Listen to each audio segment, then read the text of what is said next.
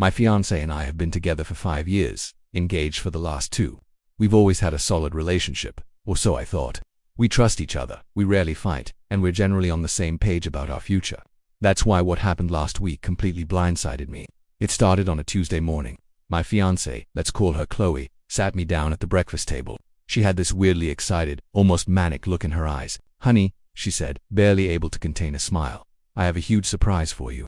I'm thinking maybe she booked a vacation or bought tickets to a concert. I was not even close. She takes a deep breath and blurts out, "I booked us on Cheetahs." I just stared at her, my coffee cup halfway to my mouth. I was sure I'd misheard her. Cheetahs? I asked. The reality show, the one with the dramatic confrontations and private investigators. She nodded enthusiastically. "Yes, isn't it exciting? They're going to follow you around for a couple of weeks." My brain just short-circuited. Exciting. I felt a wave of nausea. "Chloe, why would you do that? You think I'm cheating on you?" Her smile finally faltered. "No, of course not. Silly. That's the whole point. I know you're not cheating, so this will be our chance to show the whole world what a perfect, trustworthy relationship looks like. We'll be the success story of the season. Plus, they pay for our participation." I tried to explain how insane this was. I'm a private person. I work as an accountant. My life is spreadsheets and quiet evenings. The idea of a camera crew following me into my office, to my lunch meetings, to the GYM, it was a nightmare. "Chloe, you can't be serious," I pleaded. "This is a massive invasion of my privacy. My boss would freak out. My clients would leave. You can't just sign me up for something like this without asking." She just didn't get it. She kept saying it was a fun adventure and a unique experience. She accused me of being a stick in the mud and not supporting her creative ideas. The argument went nowhere. She had already signed the contracts. It was happening whether I liked it or not. The very next day it began. A black van was parked across the street from our house at 6 a.m. As I left for work, 2 camera operators and a sound guy practically jumped out of the bushes and started following me. The lead producer, a guy named Mark, introduced himself with a slick smile. "Morning, just act natural. Pretend we're not here. Pretend they're not here." They were 3 feet away, pointing a giant lens in my face. My neighbors were staring from their windows. I got in my car and the black van followed me all the way to my office. I had to call my boss from the parking lot to explain that I was now the unwilling star of a reality TV show. To my shock, he found it hilarious, but he made it clear the cameras were not allowed inside the building. So, the film crew just waited for me outside. All day when I went for lunch they followed me to the sandwich shop. The other customers were whispering and pointing. I felt like an animal in a zoo. The producer, Mark, kept trying to interview me. "So, where are you going now? Meeting anyone special? Got any secrets you want to share?" I just ignored him and ate my turkey sub in miserable silence. When I got home, Chloe was ecstatic. "How was your first day of fame?" she chirped. I lost it.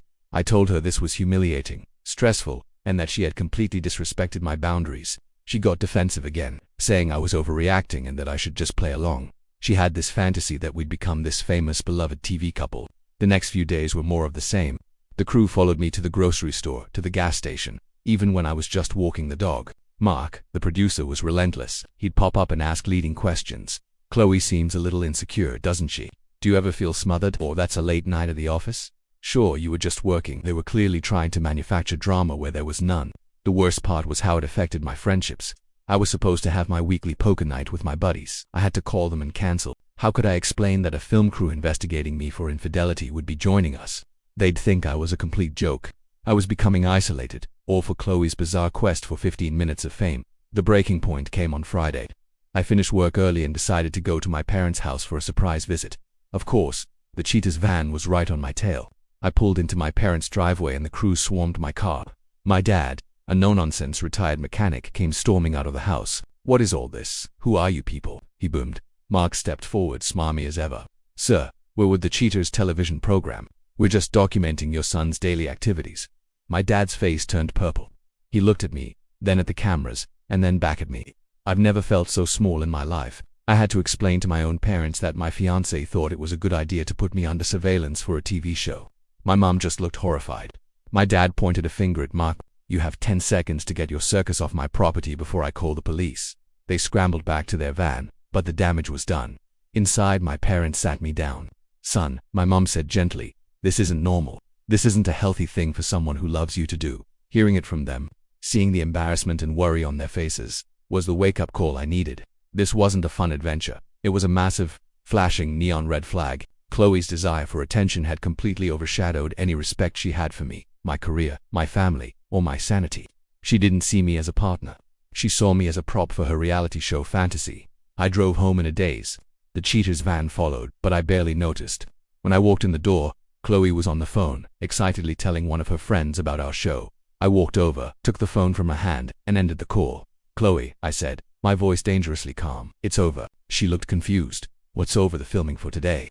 I shook my head. "No, us. We're over." I told her about the humiliating scene at my parents' house. I told her how she had bulldozed my feelings and made my life a public spectacle without a shred of remorse. I told her that I couldn't marry someone who had such a profound lack of respect for me. For the first time, the reality of what she'd done seemed to hit her. She started crying, apologizing, saying it was all a stupid mistake. But it was too late. She hadn't made a mistake. She'd shown me who she really was. I packed a bag and called the producer Mark. I told him the engagement was off and the investigation was over. For a moment, he almost sounded disappointed the drama was ending. The next morning, the black van was gone. The silence was the most beautiful sound I'd ever heard. It's been a few weeks now. Chloe has been trying to call, but I haven't answered. I'm staying with my parents. It's been tough, ending a 5-year relationship, but I know I made the right choice.